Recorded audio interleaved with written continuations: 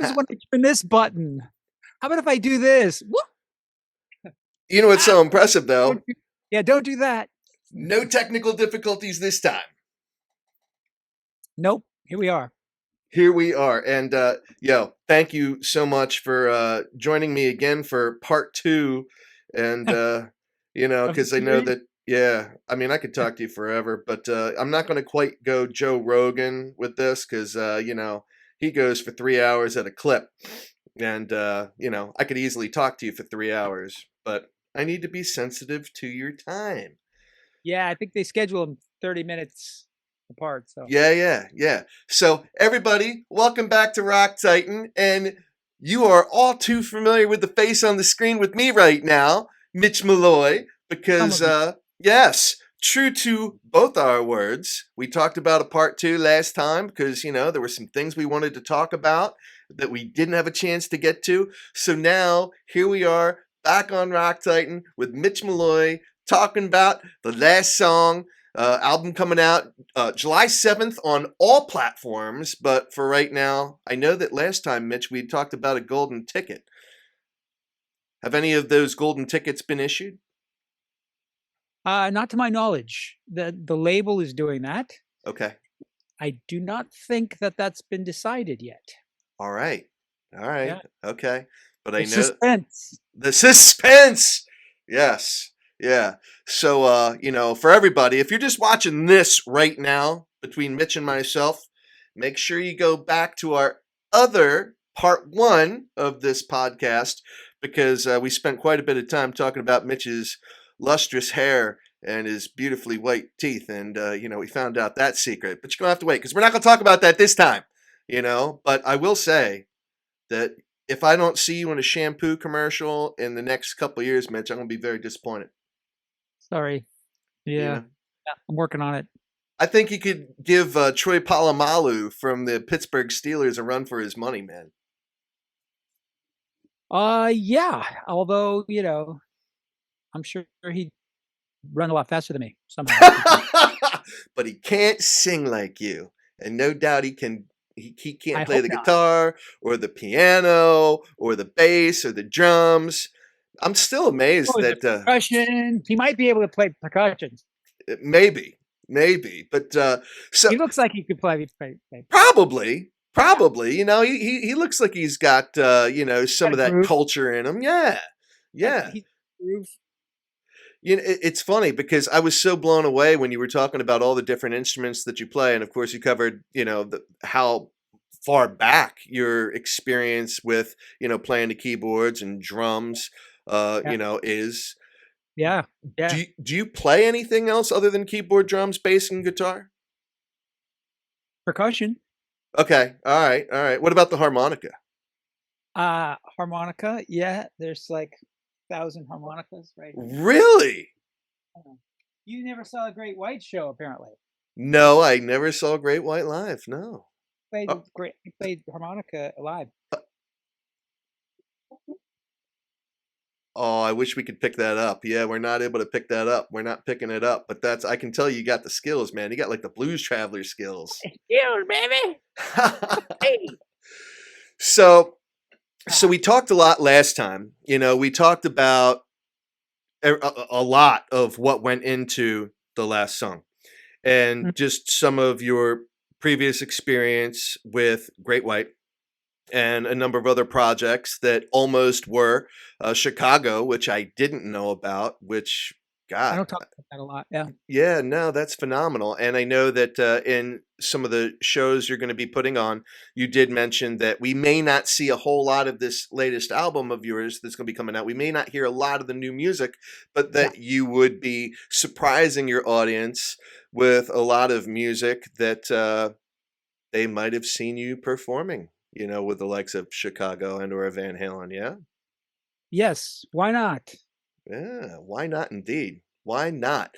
But the songwriting is what I wanted to really talk to you about that we didn't have a chance to really fully explore a whole lot because I know that maybe more so than singing and, anything else, producing and mixing and all the amazing talent that you have, I got the sense that writing music, whether it's for yourself or someone else, that's something that maybe something you're the most passionate about, yeah? Um, I'm passionate about all of it. I it just kind of, it's all encompassing, 'cause I'm like super proud of this new record. Mhm. But, like I said, I think before, without the song, you got nothing. So, you know, you can't be proud of your, you know, guitar part or your drum sound or your whatever, the way the record sounds overall if you didn't have a song to begin with. So, yeah, the songwriting is I don't know if it's what I'm the most passionate about, but Okay. it's certainly something that I'm very proud that I've cultivated, that I've worked on. I think that's a huge aspect and it's really missed. I think there's especially a lot of the new young bands, they're not there are some, but mostly they're not great songwriters yet. That was the advantage that we had back in the major label days where it took a village and we got to write with some of the best writers in the world who really helped us learn how to write. That was the case with me anyway. Sure. So yeah, so a lot of them don't have that, and they think, as I did, what I have is great. you know this Sure. is great. I'm gonna record it and put it out. And if they had somebody older, that had been there and done that, like every great band all had an older guy who'd been there, done that, helping them, guiding them. Even the great ones, even Queen, even Van Halen, even Led Zeppelin, even the Beatles, they all had an older mentor type producer helping, guiding them, making it better than it was without him or her. Generally, it's a him, I think. So a lot of the kids, they don't have that. They have the ability to make music in their bedroom or whatever, which is great, and they can record it and it all sounds really good. But they didn't bounce the song off somebody who might go, you know what, it needs a better chorus, or it needs a better verse, or it needs a better bridge, or you know what I mean? Okay. So the new industry suffers because of that, I think. Interesting. That's an interesting take. So, I guess, were you a songwriter out of the gate, or would you say that there was a particular influence, kind of getting back to some of the things you were just talking about, was there a particular influence in your life early on as a musician that inspired you to want to be more of a songwriter and creator of your own music lyrically, versus, was it natural for you or did someone really make that impression on you? I think it was really natural for me, actually. I Mm. remember English class. Uh, our assignment was write a short story and bring it back tomorrow. And I remember the teacher reading mine, in class and looking up at me and going, "You wrote this last night?" And that stuck in my head, like, Wow. because I wasn't great at school, because I just wasn't into it. It's not like I'm dumb or what, I couldn't have, had I applied myself, and my teachers would always say that, Mitch, if you applied yourself, you'd be getting A's. I just wasn't into it. I'm drawing like Marshall amps, like drawing Les Pauls. You know, yeah, that was me. That's So funny. anyway, yeah. So anyway, yeah, it was very natural, I think, as a songwriter, but I had to develop it. I mean, I sucked like everybody else, and probably still do, according to a lot of people. Here's to you. Right. Now, because you have that creative side of you that's just a part of who you are, would you say, I'm kind of putting you on the spot here, but I'm curious because you look at opportunities like, with Chicago, where you're going to be singing their catalog. You Yeah, look at Van Halen, you're singing their catalog. Great Yep. White, you're singing their catalog. Yep. Was Yep. there ever a point in any of those opportunities where you went into it and you were very forthright, where you're like, listen, if I'm going to really make a go of this, I need to be able to kind of make my stamp, not just being your front man, not just singing with you guys, but I want to write songs. I want to be able to create new music with you guys and be the author behind it. Was that ever a conversation that took place? Not really. I think with Great White, it was pretty much understood that I would be writing the melody and the lyric, or mostly, and did with them. We never put anything out, but we did do some of that. Okay. Uh, and I was under the understanding, and it never needed to be discussed, that we do any of my music, or I didn't. I mean, this was Great White, so that to me that was a no-brainer. That people would be like, "Why don't you do anything at all?" And I'm like, because this is not that. This is Great White. The people come to see Great White, so we do Great White. So for Van Halen, it would have been the same way. Chicago, for me, that's one of the reasons why I decided not to do it, because once I dug deeper into the material, I didn't really like it.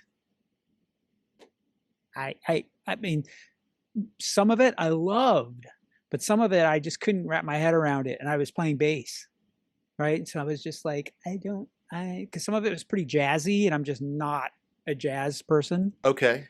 I enjoy it to listen to some of it. Like, there's some new guitar players, I couldn't tell you what their names are, but there's some new young guys out there, like on YouTube or whatever, who are just amazing jazz guys, and I enjoy that. But as far as replicating it or doing it, I have zero interest in doing it. So that was part of the Chicago decision for me. I just was like, So no, I've never.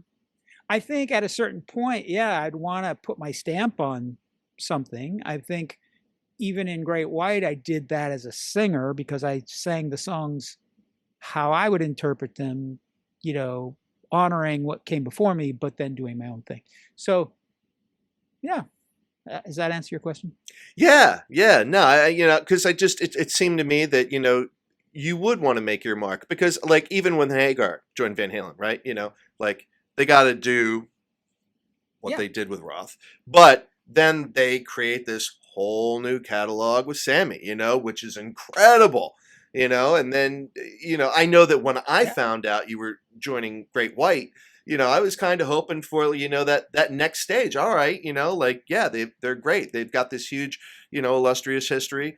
And, what's going to be the Mitch Malloy era, and that's the way I think you kind of have to look at a band, especially when they change out their frontman, which so many bands have done. You got to look at it in terms of a new era, and doing that. And I just wasn't sure if that was, when you were joining these bands. And I mean, we're not talking about bands that no one ever heard of, man.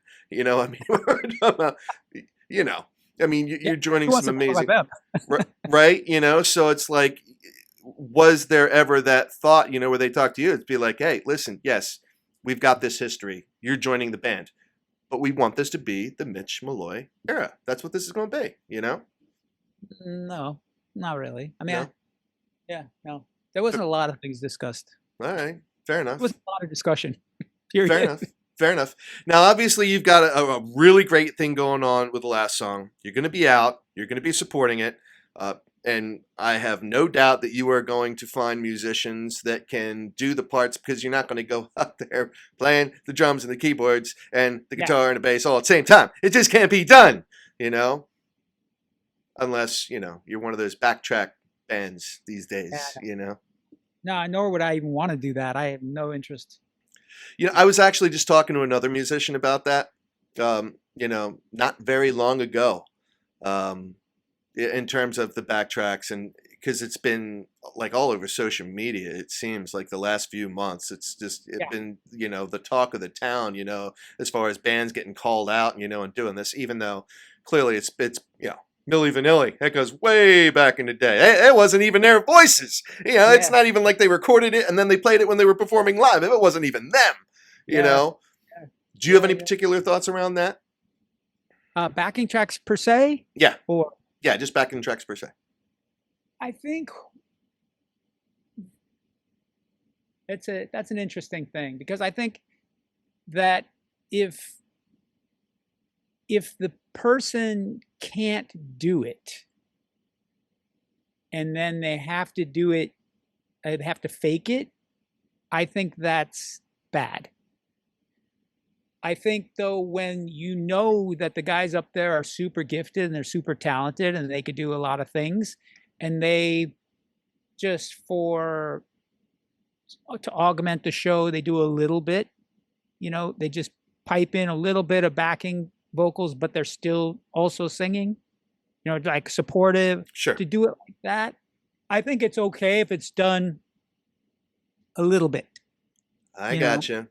Just to remind people, like, oh yeah, that's what the song sounds like. A little, like, they give the crowd, but you can't replace, they can't just be up there not doing anything. I mean, that's ridiculous. So I think some bands use it too much, and I think that that's bad. And right I'm down. I agree with that. I think that it's kind of bullshit, kind of cheesy. But if you're doing it to taste, with something that was on the record that really needs to be there live, and you don't have anybody that can represent it on stage, or they're too busy doing other things in that moment in the song or whatever, and it's integral to the song, and if you can do it respectfully and with taste, and the sound guy knows what he's doing and he doesn't make it too loud, and you know what I mean, then it's okay. But that's not really what we're talking about, I don't think. Yeah, no, not at all. And you just hit the nail on the head, which I really respect about you. And I'm glad you had that answer. And it's so similar to what another musician I was just speaking to echoed. And a perfect example, like what you just alluded to, would have been Queen with Bohemian Rhapsody, where they have that part of the chorus. There was no way they were all going to get together and do that part of the chorus. But they weren't going to fake it. They made no bones about it. Like, Queen's like, okay, like, we're going to badly. Yeah. We're going to walk off stage now, and we are going to have the recorded part of our chorus play. We're not trying to pretend. It's not us doing the chorus, but they did everything else. That was just one of those things they couldn't possibly replicate live. And it's Queen. And it's Queen, right? Yeah. So back in the 70s, to make a record like that, you had to be talented. I mean, to make a record like that now, you have to be talented, and there's a difference, and people know that. It's Queen, right? They show up hat in hand. I mean, hat in hand. They respect. Like, people are like, "Holy shit, it's Queen!" So it's yeah. So last song. It's going to be coming out July 7th on all kinds of media, everywhere. Have you thought at all about your career in terms of maybe wanting to start up another band, not join another band, necessarily, even though I can understand why people would certainly want you to be their front man, with the vocals and the presence that you have on stage. Have you had any thoughts? Well, for that matter, would you be open to joining an already established band, or have you thought about, again, creating your own band where, say, maybe perhaps Vinnie Moore might be your lead guitarist or something like that? I love Vinnie. So great. Yeah, I don't think people know that. Vinnie and I are sort of loosely in touch every once in a while. I'll send him a message. But yeah, way back when we were just starting, his manager reached out to me. I don't even know how he found out about me, to be honest. I don't know how anybody found out about me back then. There was no social media. There's no social media, and I was a nobody. I mean, really, like, I was just starting. Well, people knew who you were. Obviously, you weren't a nobody. And to your point, without social media, that's pretty awesome. Yeah. So anyway, it just never worked out. We were just on kind of different paths. Sure. He was on his path and I was on mine, and we went, but yeah, I would definitely consider doing something like that. So I would consider forming like a super group, or I would consider joining a band that's already, Okay, so the doors aren't closed on any of it. Yeah, no, I think that I learned a lot doing that with Great White, and I saw what that level was like, Um, and I think I learned a lot. I know what I wouldn't do, and what I would do. Um, yeah, I mean, like some things, the only way you can learn it is to do it. Sure. So I learned a lot about that circuit and that, you know. Okay. All right. Yeah. So yeah, it's not out of the question at all. Right on. Now, in terms of music production and mixing, and then I'll let you go because I know you got to get rolling. But this has been a perfect part two, Mitch. So, thank you for coming back on Rock Titan. This has been awesome. And again, everybody, show Mitch some love out there on social media. And we're going to have all the links in here to all of his music. And make sure you go check it out. Be ready for the release on July 7th. And, show us some love here on Rock Titan. But before I let you go, just some other journeys that you may be on professionally, because I know that you did all the mixing for the last song and you thoroughly enjoyed that. Have you entertained the idea of doing such mixing for other bands? Have you already done so? I have done so, and I get inquiries still. Yeah. Yeah, I think I would perhaps take that on. It's just a matter of scheduling, fitting everything in and all the things that I'm planning to do on my own. And then that pops up and you're like, can I really do that? Cause it's really time consuming, mixing. It takes, it's a lot of work, a lot of time, a lot of hours. And, but I really do enjoy doing it. So yeah, if somebody had a cool record that they were making, or they had already finished and they needed it mixed, I might consider that. Yeah. All right. Now, how would they get a hold of you to do such a thing? Easy. MitchMalloy.com has everything. They can write to MitchMalloy.com, or my socials, Malloy Mitch on Insta, and Mitch Malloy Music on Facebook. So I'm easy to get a hold of. All right. And you're attentive to all that. You actually check that stuff out? Dude, I got a message from Facebook telling me that I was in their number 1 percentile of engagement out of all of Facebook. I was like, holy crap, I need to get a life. Oh, man. I'm like, no, that's awesome though, Mitch. Good my for wife's you, like, man. what are you doing? I'm like, I'm talking to the world. I'm talking to the world, honey. I'll be right there. Mm-hmm. That's funny. That's so awesome, though. That's great because I mean, a lot of times, you reach out, to someone on social media out there into the metaverse, and it just goes. It's a black hole. It's like forget it. Yeah, my fans thank me for replying because I reply to most of them. Providing they're not crazy. Talking to you, crazy people. Yeah, I mean, most of my fans are really cool. They like get it. Right on. Like they're people I would hang out with, Yeah. and they write to me and I write them back if I can. Sometimes I forget, obviously, but I try to respond to questions. I not do interviews, because Sure. that can turn into like Sure. every person you respond to can turn into an interview. Sure. But I'm engaging.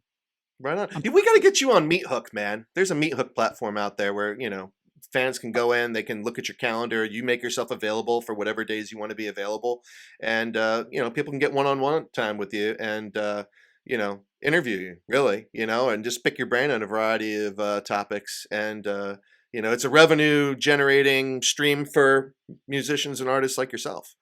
So I have not heard of this. Meathook. I'll get that information over to you. I'll hit up your people and I'll make sure you get that because I think that would be a really great fit for you. And I think a lot of people would really enjoy seeing you out there on that platform because you're a very approachable person. I really enjoy the time talking with you. And I know I have to let you go now. But again, everybody, we are here with the magnanimous Mitch Malloy, and got the last song coming out July 7th on all platforms, and we're going to have all the links here so that you can reach out to Mitch, and if you're an aspiring musician, if you've got music out there that you want to have mastered by someone who really knows what he's doing, we'll make sure we try to make that possible. And Mitch, I can't thank you again for all of your time on part 2 of this podcast, and I just want to wish you all the success and all the best in your future endeavors, and we'll have a part 3 not next week, but maybe in the over in the months ahead after you've done all your touring, you know, and now we can have some tour stories. Sound like a plan? Sounds like a plan, man. Thank you so much. Thank you, Mitch. All right, everybody. I'm Scotty J. You are watching Rock Titan. We're out.